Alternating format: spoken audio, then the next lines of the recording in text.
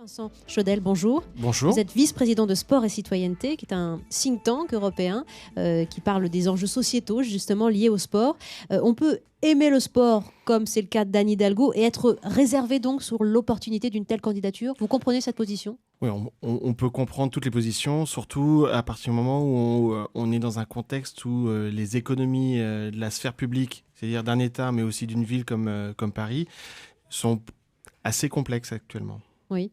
On aura les moyens d'y rêver un peu plus tard. C'est une question de mois, d'années, de décennies. Alors, c'est un sujet qui est bien plus complexe qu'il n'y paraît, parce qu'effectivement, une candidature, c'est beaucoup d'argent. En gros, Oui.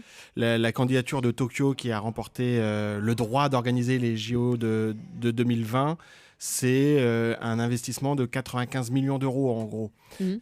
Donc, on voit que c'est quand même une somme que vous posez sur la table et vous n'avez aucune garantie qu'elle soit gagnante. Et puis, organiser les JO, c'est aussi d'autres investissements. Pour Londres, on parlait d'un budget de 3 milliards d'euros et on est plutôt arrivé à 12 à la fin. Ah oui, incroyable. Multiplié par donc 4. Il peut y avoir quand même des écarts. Ouais. Seulement, une fois qu'on a dit ça, on peut comprendre que ça fasse peur, mais les budgets, il faut les comprendre en deux. Une partie du budget de l'organisation, les événements eux-mêmes, et puis deux, les infrastructures. Sur la première partie, les JO sont en général dans un mécanisme d'autofinancement. Il y a des droits télé, il y a des partenariats, etc. qui fait que cette partie-là, en gros, elle s'équilibre.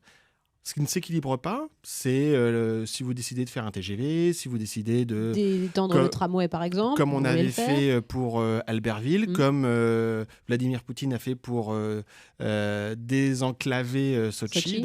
Donc là, on va au-delà de faire la piste de ski. On voit bien qu'on est sur une autre question.